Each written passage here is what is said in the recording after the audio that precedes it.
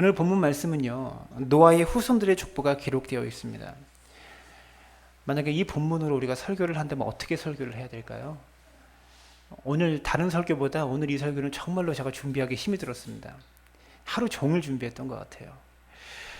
창세기 10장 1절부터 이어지는 말씀의 내용은 6장 9절에서부터 9장 29절까지의 큰 대단원이 마감됩니다. 노아의 등장과 노아의 무지개 언약, 그리고 노아의 실수, 여기까지 큰 대단원이 마감이 되어지고 지금 새로운 단락이 시작되고 있다는 것을 염두에 두고 오늘 본문 속으로 들어갈 때 오늘 본문을 바르게 이해할 수 있는 것이죠. 홍수 사건과 노아의 새 언약에 대해서 가르치신 것이, 그리고 노아의 실수에 대해서 말씀하신 것이 창세기 6장 9절과 9장 29절 사이의 내용입니다. 그리고 오늘 10장 1절, 바로 넘어가는 10장 1절을 보시면 노아의 아들 셈과 함과 야벳의 족보는 이러하니라. 홍수 후에 그들이 아들들을 낳으니 라고 말하고 있어요. 여러분, 여기서 노아의 아들 셈과 함과 야벳의 족보는 이러하니라 라고 말하고 있는데, 이것은요 정형적인 표현입니다. 이 이러하니라라는 말이 히브리 말로 톨레도시라는 말이에요, 원어로. 그래서 창세기의 구분은 이 톨레도시 반복되어질 때 큰 내용의 단락이 나누어집니다. 그렇게 이해하면 정확하게 볼 수 있는 거죠. 창세기 6장 9절에 이렇게 말하죠. 이것이 노아의 족본이라, 이렇게 말합니다. 이것이 노아의 족본이라. 옛날 성경에는요 노아의 사적은 이러하니라 라고 기록되어 있어요. 이것이 노아의 족본이라 라고 말할 때 여기서 톨레도시 반복됩니다. 이러하니라는 말씀을 시작으로 새로운 단락, 6장 9절부터의 한 단락이 시작되어진 거예요. 그리고 10장 1절에서도 또 새로운 단락이 시작되는 10장 1절 오늘 본문에서도 족보는 이러하니라 라고 말하고 있고, 여러분 창세기 10장 10절을 보시면 셈의 후에는 이러하니라 라고 또 기록되어 있어요. 이것을 톨레도시라고 합니다. 창세기 11장 10절에서 이러하니라라는 표현을 통해서 또 새로운 단락이 새롭게 시작되어지고 있다는 것을 또 말해주고 있는 거예요. 그렇게 본다면 오늘 본문 창세기 10장 1절부터 창세기 11장 8절까지는요 한 묶음이라고 할 수 있을 것입니다. 바벨탑 사건이 기록되어지고 있는 한 묶음의 단락이라고 말할 수 있어요. 이 톨레도시 그 사이에 반복되어지니까 노아의 족보 이야기와 바벨탑 사건이 같은 단락과 같은 문맥 속에 들어간다라는 말입니다. 그러면 노아의 자손들의 족보가 기록된 것과 바벨탑의 사건이 왜 같은 단락으로 묶어져 있을까요? 이것을 한번 생각해 봐야 하는 것입니다. 족보와 바벨탑이라고 하는 매우 의미가 완전히 상반되어지는 이 내용이 왜 한 단락으로 묶여져 있을까? 저는요 개인적으로 스스로 생각해보고 묵상할 때 노아의 자손들이 창세기 10장에서 각각 번성해서 이 지구촌 곳곳으로 족속들을 만들어서 뻗어져 나갑니다. 나라와 민족들로 크게 나누어지고 각 종족들이 언어를 갖게 되어지죠. 그 말은 무엇입니까? 각자의 종족이 강성해지고 번성해졌다, 이것을 말하고 있는 거예요. 그런데 인간은 번성하면 번성할수록, 강하면 강할수록 스스로 바벨탑을 만든다라는 겁니다. 인간은요 강해지면 강해질수록, 많은 것을 가지면 가질수록 더 겸손하고 더 낮아지는 것이 아니라 오히려 더 바벨탑을 쌓고 더 교만하려고 하는 것이 인간의 본성이다라는 것이죠. 사람은요 강해지면 강해질수록, 번성하면 번성할수록 더 위험해질 수 있다는 것을 경계할 수 있기를 바랍니다. 강해지고 번성해지는 것이 나쁘다라는 것이 아니라 그렇게 될 때 사람이 악해지고요 죄 가운데 빠질 위험이 더 많다라는 것을 말해주고 있다는 것입니다. 본문 10장 1절을 보면 그 아들의 이름의 순서가 셈과 함과 야벳이라고 나옵니다. 순서가 그죠? 셈과 함과 야벳의 순서로 나옵니다. 우리가 흔히 생각할 때 셈이 첫째고 함이 둘째고 야벳이 셋째일 것이라고 추측할 수 있어요. 여러분, 그리고 창세기 10장 21절을 한번 보세요. 창세기 10장 21절을 보시면 이렇게 말하죠. 셈은 에벨 온 자손의 조상이요 야벳의 형이더라, 이렇게 말합니다. 셈은 에벨 온 자손의 조상이요 야벳의 형이더라, 이렇게 말하고 있어요. 그러니까 셈과 야벳 중에서 누가 형인 거예요? 셈이 형인 거예요. 그리고 9장 24절을 보시면 노아가 술이 깨어 그의 작은 아들이 자기에게 행한 일을 알고 이렇게 말하고 있습니다. 노아가 술을 마시고 벌거벗고 자다가 노아에게 실수하고 아버지의 부끄러움을 다 드러내서 동네 사람들에게 외치고 다닌 사람이 함이라는 사람이에요. 근데 본문이 아니죠. 9장 24절에 보면 술이 깨어 그 작은 아들이, 여기서 작은 아들은 누구를 가리키는 겁니까? 함을 가리키는 거예요. 여기서 말하고 있는 작은 아들은요, 막내 아들을 가리키는 용어예요. 그런 단어예요. 원어를 찾아보니까 하카탄이라는 말인데요, 그 뜻이 막내, 가장 작은 자, 가장 어린 자, 이런 뜻입니다.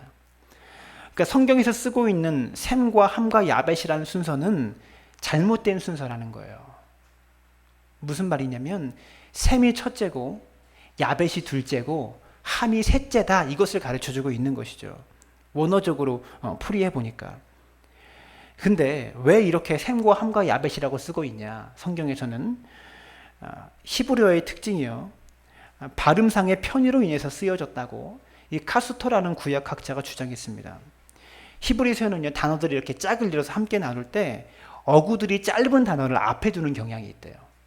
근데 셈과 야벳, 함, 발음이 좀 어렵잖아요. 셈과 함과 야벳, 이래서 발음의 편의성을 위해서 히브리 사람들이, 그러니까 히브리어 문화 속에서도 이 짧은 단어들을 앞에 쓰는 경향이 있다고 합니다. 그래서 이렇게 썼을 것이다라고 추측하고 있는 거예요. 성경에서는 셈과 함과 야벳이라는 순서로 쓰여진 것이지만 사실은 셈과 야벳과 함의 순서가 노아 형제들의 순서일 것이라고 학자들이 생각하고 이것이 정설로 받아들여지고 있습니다. 여러분, 그래서 나이 순서로 따지면 셈의 족보가 제일 먼저 나와야 돼요. 셈이 첫째니까. 그리고 함의 족보가 나오고 야벳의 족보가 나오는 것이 순서상으로 맞는 것일 거라고 생각합니다. 우리 족보에도 그렇게 돼 있잖아요. 첫째 자손이 제일 먼저 나오잖아요. 그런데 이 족보가 나이 순서대로 기록되어 있지 않고 야벳이 제일 먼저 나오고요, 그 다음에 함의 족보가 나오고 그 다음에 셈의 족보가 형제들의 나이와는 정반대로 지금 기록되어져 있다는 사실입니다. 이 말은 무슨 말입니까? 선택받은 셈이라는 사람의 족보, 선택받은 자의 족보가 제일 뒤에 나타나고 있다는 거예요. 여러분, 이것은요, 창세기 전체에 일관된 방식입니다. 창세기 4장을 보면 가인의 족보가 나오죠. 4장 16절 이후부터 가인의 족보가 나오는데요, 5장을 보시면 5장 6절 이후부터 셋의 족보가 나옵니다. 선택받지 못했던 가인의 족보가 먼저 나오고 선택받은 셋의 족보가 나중에 나오고 있는 거예요. 창세기 25장을 보시면 선택받지 못한 이스마엘의 족보가 먼저 나오고 선택받은 이삭의 족보가 나중에 나옵니다. 창세기 36장에 보면 에서의 족보가 먼저 나오고 37장에서 뒤를 이어서 야곱의 족보가 나오고 있다는 것이죠. 창세기에는요, 많은 족보들이 나오는데 하나님께 택함 받은 자, 선택받은 자의 족보가 맨 뒤에 등장하는 특징이 있다는 것입니다. 여기에는요, 창세기 저자의 의도와 생각이 담겨져 있는 것이죠. 무엇입니까? 주인공은 맨 나중에 등장하는 거예요. 하나님께 선택받은 자, 이들을 통해서 이 사람들의 족보를 강조하기 위해서 선택받은 자를 통해서 구속사를 이끌어 가신 하나님에 대해서 설명하고 있는 것입니다. 창세기 10장에 셈의 계보가 10장 21절부터 31절까지 기록되어 있어요. 그리고 32절은 10장 족보의 전체의 결론을 짓는 내용을 말하고 있는 것입니다. 근데 오늘 본문을 강의하기 전에 우리가 알아야 되는 것은 창세기 11장 10절을 함께 보시기 바랍니다. 창세기 11장 10절 우리 함께 읽습니다. 창세기 11장 10절 시작. 셈의 족보는 이러하니라. 셈은 100세 곧 홍수 후에 2년에 아르박삭을 낳았고, 라고 말하면서 셈의 후예들을 계속해서 지금 창세기 11장 10절 이후부터 셈의 후예들을 계속 열거하고 있어요. 그러면서 그리고 그 족보의 끝에 11장 26절에 다 같이 읽습니다. 시작. 데라는 70세에 아브라함과 나홀과 하란을 낳았더라.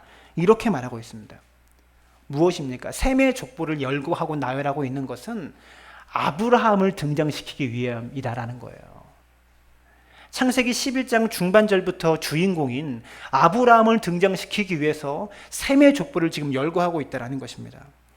아브라함이 셈의 족보의 절정입니다. 셈의 족보의 초점은 아브라함을 맞춰 지금 족보가 진행되어지고 있다는 거예요. 성경은요, 이렇게 구속사의 초점에 맞춰서 모든 족보들이 진행되어지고 있습니다. 여러분, 세상적인 성공은 여러분, 이것을 통해서 우리가 묵상할 수 있는 것은요, 세상이 주목하는 인생과 하나님이 주목하는 인생이 전혀 다를 수 있다는 것을 알아야 됩니다. 세상적인 성공은 세상이 주목하는 사람입니다. 하지만 진정한 의미의 성공은 세상에 주목받는 사람이 아니라 하나님을 주목하는 사람이고, 하나님께 주목받는 사람이 진정으로 성공한 자라는 것이죠. 세상의 기준으로 자신을 평가하지 않기를 바랍니다. 10장 1절은 이렇게 말하죠. 본문을 강해하기 시작하면, 노아의 아들 셈과 함과 야벳의 족보는 이러하니라. 홍수 후에 그들이 아들을 낳으니. 이렇게 말하면서 10장 전체의 서론이 기록되어 있는 것이 1절입니다. 그리고 2절부터 5절까지가 이제 야벳의 족보가 기록되어 있어요. 근데 야벳의 족보는요, 불과 4절을 기록하고 있습니다. 2절부터 5절까지 나오는 이 아벨의 족보 속에서 여러분, 족속이 몇 족속이 나옵니까? 한번 세볼 수 있으시겠어요? 몇 족속이 나올까요?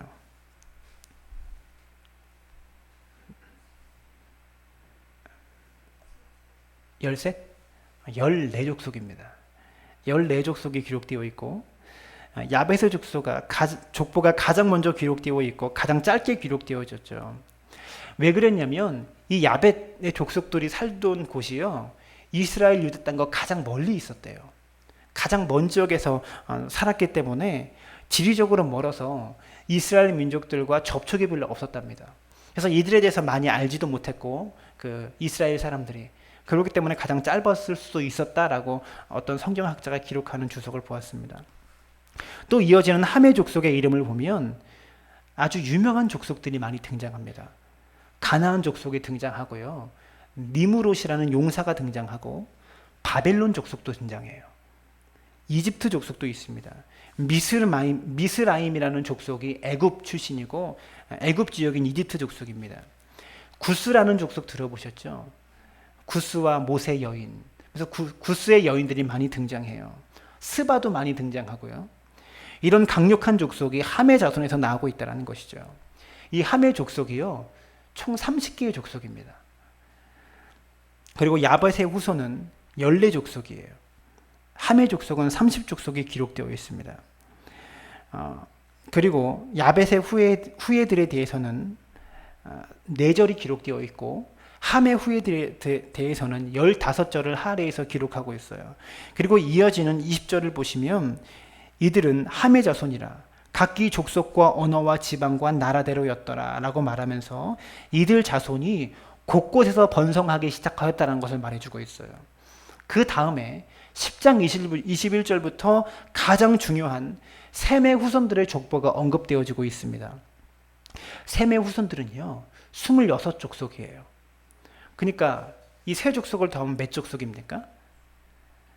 14, 30, 26 더하면 70족속이죠. 성경을 보시면 7이라는 숫자와 70이라는 숫자가 자꾸 많이 나오는 것을 발견합니다. 완전수라고 그래요. 그러니까 성경 학자가 의도해서 이것을 편집해서 70이라는 숫자, 7이라는 숫자에 맞춘 것은 아닐 거라고 저는 추측하고 생각합니다. 역사적인 사실대로 이렇게 다 해서 해보니까, 더해보니까 7이라는 숫자와 70이라는 숫자가 가장 많이 등장하더라라는 겁니다. 이 이야기는 사실대로 기록되어 있고 족속의 수를 편집해서 70에 맞춘 그런 것은 아니에요. 그런데 7이라는 숫자, 70이라는 숫자는요, 성경에서 완전수라고 말하는 것입니다. 축복의 숫자를 의미하는 거예요. 야곱의 후손들이 애굽 땅에 들어갈 때 몇 명이 들어갑니까? 요셉이 있는 애굽에 들어갈 때 70명이 들어갑니다. 모세가 시내산에서 하나님의 율법을 받을 때 이스라엘 장로들을 시내산으로 부르죠. 몇 명이 올라갑니까? 장로 70명과 함께 올라갑니다. 예수님께서 제자들을 보내서 전도하실 때 누가복음에 보면요, 70명을 보내셨다고 기록하고 있어요. 그리고 제자들이 예수님께 사람을 용서할 때 몇 번 용서해야 됩니까? 라고 말할 때 70번씩 7번이라도 용서하라 라고 말하면서 7이라는 숫자와 70이라는 숫자를 계속해서 반복하고 있다는 거예요. 이 숫자가 나타내는 상징은 완벽한 숫자라는 것을 말하는 것입니다. 여기서 나타나는 70족속이 전 세계에 퍼져서 살았다는 것은요, 이 세계가 하나님의 축복으로 온 땅이 가득했다는 것을 말해주고 있는 거예요. 성경에 족보가 굉장히 많이 나오고요. 이 족보 설교하는 것이, 여러분 족보가 나오면 읽는 것도 힘들잖아요. 성경을 읽다 보면 마태복음 딱 열면 제일 처음에 족보부터 나오기 시작하거든요. 읽기 시작하다가 그냥 덮어버려요. 설교하는 것도 참 많이 힘이 듭니다. 우리가 깊이 봐야 되는 것은요, 어렵긴 하지만 우리가 깊이 봐야 되는 것은 성경에 예수님의 족보가 마태복음 1장에 나오고 누가복음 3장에도 예수님의 족보에 대해서 말하고 있어요. 그런데 예수 그리스도의 뒤에 나오는 족보가 있습니까? 예수님 이후에는 어떠한 후손도 등장하지 않고 있어요. 다윗 이후의 족보도 등장하고 아브라함 이후의 족보도 등장하고 다윗 이후의 족보도 등장하는데 예수 그리스도의 뒤를 이어서 어떠한 족보도 등장하고 있지 않다는 거예요. 이 말은 무엇입니까? 예수 그리스도의 족보로 구속사의 족보는 완성되었다라는 것을 보여주고 있는 것입니다. 더 이상의 족보는 무의미하다. 더 이상의 구속사의 족보는 무의미하다라는 것을 보여주고 있는 것입니다. 이 셈의 족보가 창세기 11장에 아브라함에게까지 이어져요. 그리고 아브라함의 족보가 나중에 보면 다윗까지 이어집니다. 그리고 다윗의 족보에서 출발해서 나중에 예수 그리스도까지 이어지고 더 이상 족보가 없어져요. 이것은 우리에게 더 이상 족보가 중요하지 않다. 더 이상의 혈통이 중요하지 않다는 것을 말해주고 있는 것입니다. 이제는 혈통으로 구원 얻는 것이 아니라 아브라함의 자손인가 다윗의 자손인가 이런 혈통으로 구원 얻는 것이 아니라 믿음으로 구원을 얻는다라는 것을 가르쳐주고 있는 거예요. 진정한 아브라함의 자손은 아브라함의 피가 섞인 자손이 아니라 아브라함이 소유한 그 믿음을 소유한 자가 진정한 아브라함의 자손이다라는 것을 예수 그리스도 이후부터 가르쳐주고 있는 거예요. 구약의 사람들은요, 유대인만 구원받는 줄 알았어요. 아브라함의 자손으로 태어나서 율법을 지키는 자들만 구원받을 수 있다라고 생각했어요. 그런데 예수 그리스도의 족보로 구속사에게 다 완성되므로 말미암아 이제 족보는 아브라함의 피, 다윗의 피가 섞여 있는 자들이 구원받는 것이 아니라 아브라함이 가졌던 믿음, 다윗이 가졌던 그 믿음을 가지고 있는 자들이 구원받는 것이다라는 이 구속사의 절정과 완성을 예수 그리스도라는 이름을 끝으로 보여주고 있는 거예요. 이것을 기억할 수 있기를 바랍니다. 우리의 구원은요, 믿음으로 얻는 거예요. 아직도 혈통을 강조하면서 신앙생활 하시는 분들이 많습니다. 우리는 4대째 신앙이야, 3대째 신앙이야. 이것을 프라이드로 여기는 분들도 많아요. 좋은 현상입니다. 나쁜 것은 아니죠. 그러나 그것이 구원을 보장하지 않고 그것이 그 사람의 영생과 천국과 축복을 보장하지 않는다는 것을 우리는 알아야 하는 것이죠. 요한복음 1장 12절과 13절은 이렇게 선언합니다. 영접하는 자, 곧 그 이름을 믿는 자들에게는 하나님의 자녀가 되는 권세를 주셨으니 이는 혈통으로나 육적으로나 사람의 뜻으로 나지 아니하고 오직 하나님께로부터 난 자들이라. 여러분, 이 말씀이 얼마나 놀라운 말씀인지 우리가 깨달아야 하는 것입니다. 혈통으로나 육정으로나 사람의 뜻으로 나지 아니하고 오직 하나님께로부터 난 자들이 저와 여러분입니다. 구원받은 우리들이라는 거예요. 예수님의 십자가를 믿으면 하나님께로부터 난 자들이 되어진다는 것이죠. 창세기 15장 6절의 말씀은요, 매우 중요한 성결 구절입니다. 15장 6절 함께 읽어봤으면 좋겠어요. 창세기 15장 6절. 이 본문은 구원의 핵심과 구원의 진리, 그리고 의롭다 하심을 받은 사람, 그러니까 칭의에 대해서 최초로 표현하고 있는 것입니다. 15장 6절입니다. 다 같이 시작. 아브라함이 여호와를 믿으니 여호와께서 이를 그의 의로 여기시고. 바울 사도와 신약 성서의 기자들이 이 창세기 15장 6절의 말씀을 성경 곳곳에서 인용하고 있습니다. 왜냐하면 핵심적인 구원의 진리와 구원의 진수를 선언하고 있는 것이 이 15장 5절의 내용이기 때문에 그렇습니다. 그런데 아브라함이 하나님을 믿었을 때, 이것을 그의 의로 여기셨을 때 아브라함의 나이가 64세였어요. 이 본문 15장 6절에서 이 말은 무엇이냐면 아브라함도 죄를 많이 진 사람이에요. 의로운 사람은 아닙니다. 그런데 하나님께서 어떻게 그를 의롭다 여기셨냐면 아브라함이 그를 믿으니, 하나님을 믿으니 그냥 의롭다고 여겨주신 거예요. 마치 이것과 같아요. 여러분, 제가 가끔씩 목사 가운을 입습니다. 목사 가운을 입으면 제가 속에 아무리 김치국물 튀는 와이셔츠를 입고 있어도, 러닝 셔츠를 입고 있어도, 수영복을 입고 있어도 목사 가운만 딱 입으면 어떻게 됩니까? 거룩해 보이잖아요. 목사처럼 보이잖아요. 그것과 마찬가지의 원리예요. 우리는요, 사실 엄청나게 추악한 죄인입니다. 그런데 우리가 하나님을 믿는 그 순간에 그냥 우리를 의로 덮어주시는 거예요. 아직까지 우리 속엔 죄가 가득하고 악함이 가득한데 그냥 하나님께서 덮어주셔서 의로운 자라고 그냥 여겨주시는 거예요. 우리가 의로운 자가 아니라 그냥 너는 의롭다라고 그냥 인정해 주신다라는 것이죠. 그런데 이때 아브라함의 나이가 64세입니다. 아브라함이 할례 받았을 때 나이가 몇 살입니까? 99살에 할례를 받았어요.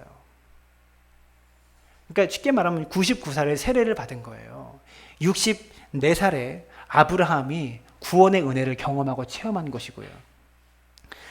아브라함이 하나님께 믿음으로 의롭다함을 받은 것이 64살 때입니다.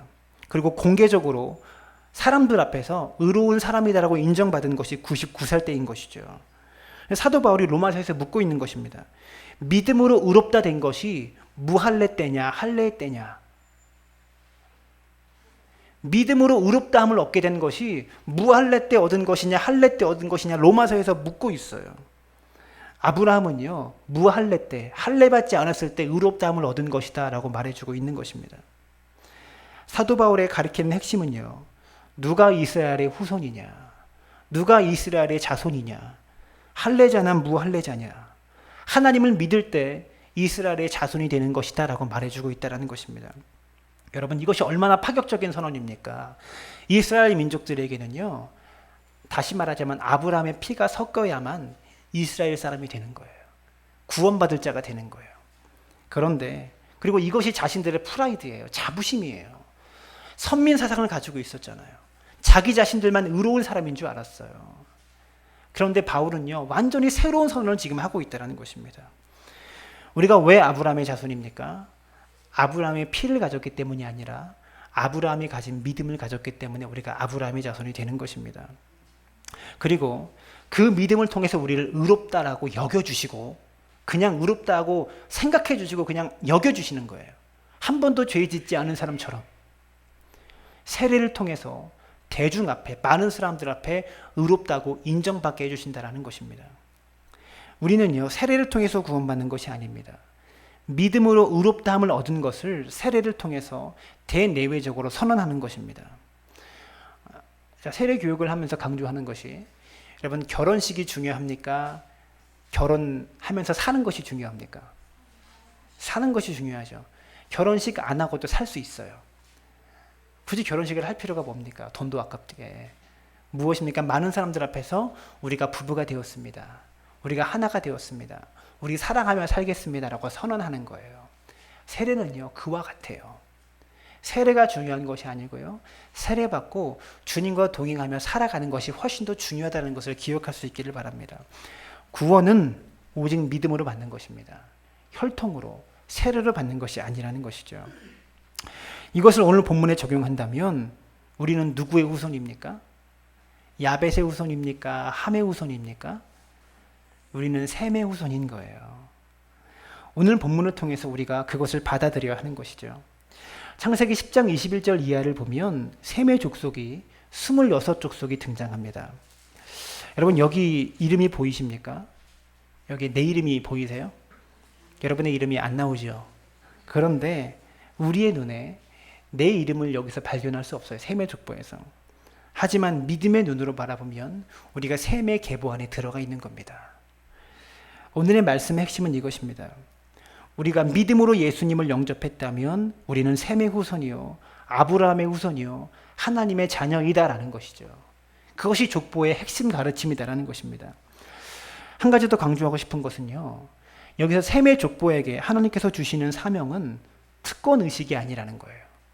유대인들은요, 자신이 유대인이라는 특권 의식이 있었어요. 선민 의식이 있었어요.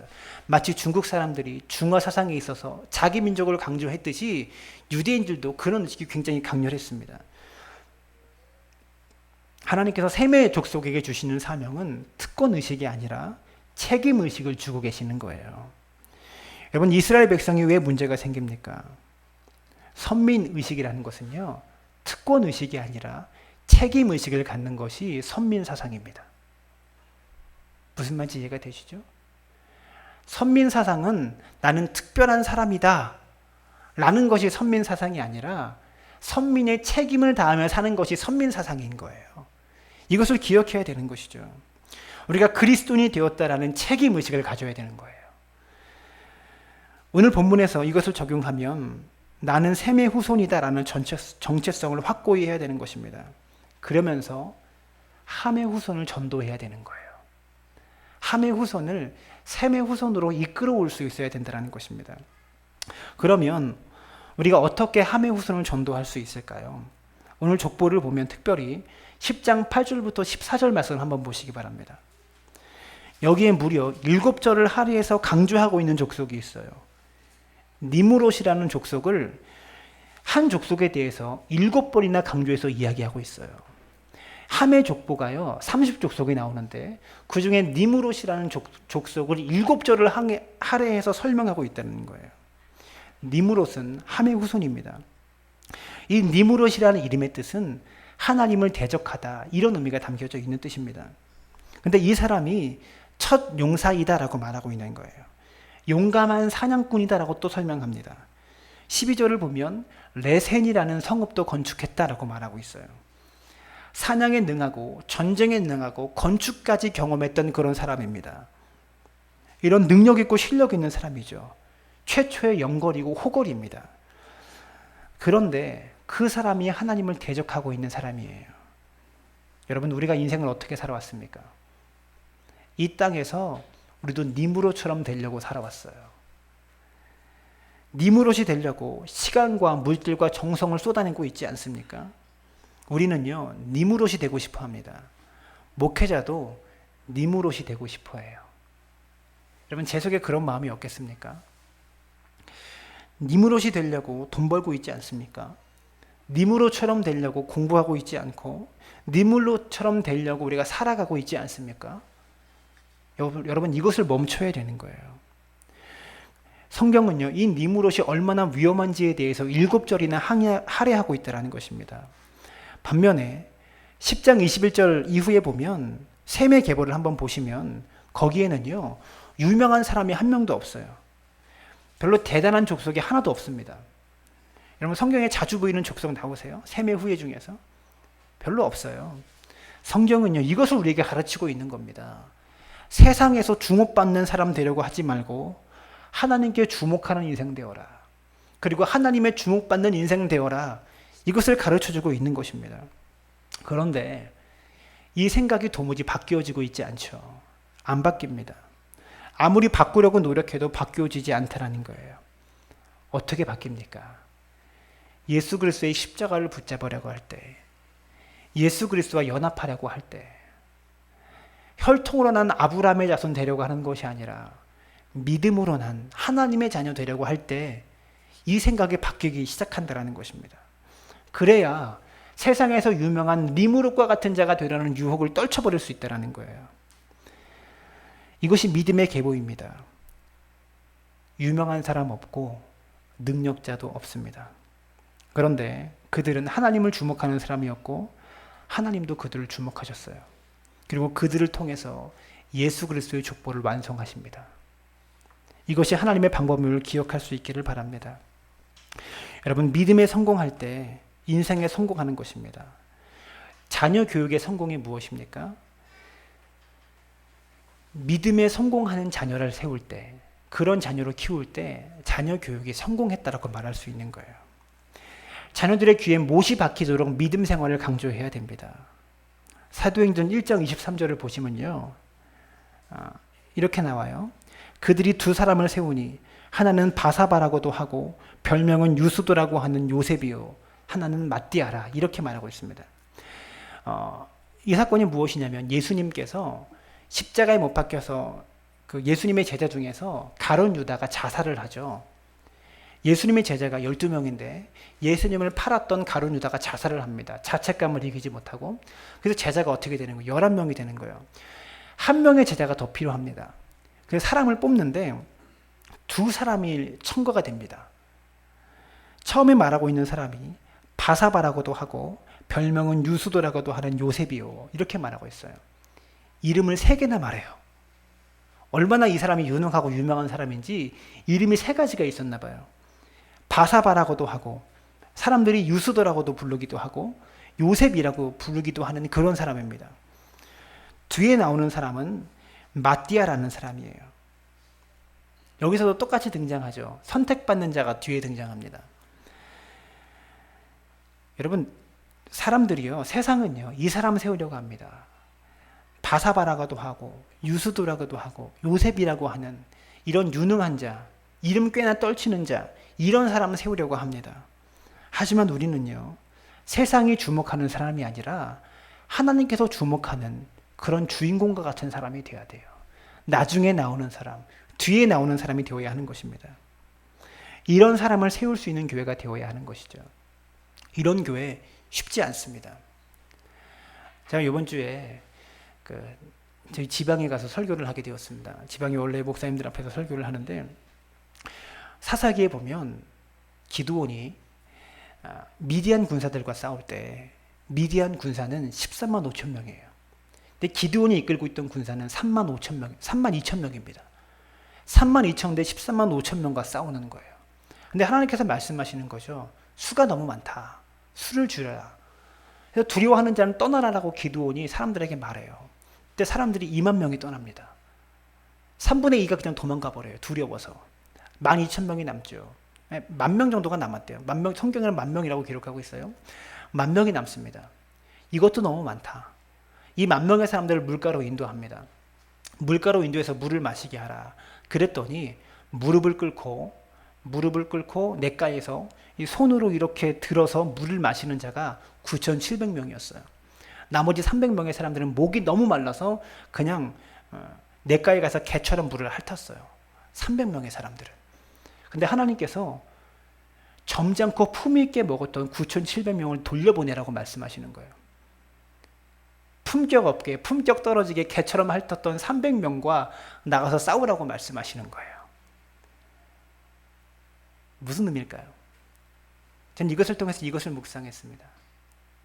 하나님은 세상 말로 품격 떨어지고 부족하고 연약하고 모자란 사람들과 더불어서 주의 일을 감당하시길 원하신다라고 말씀하시는 거예요. 교회는요, 큰 사람만 세우려고 합니다. 목회자가 큰 사람 옆에 서 있으려고 합니다. 그런 사람, 품에 있는 사람 데리고 목회하려고 해요. 근데 기드온에게 그런 사람 붙여주지 않으셨다라는 거예요. 이것이 하나님의 방법임을 기억할 수 있기를 바랍니다. 마띠아와 같은 사람, 바사바라고도 하고 유수도라고도 하고 요셉이라고 하는 사람과 비교가 안 되는 마띠아 같은 작은 자를 선택해서 예수님의 제자로 부르신 것이죠.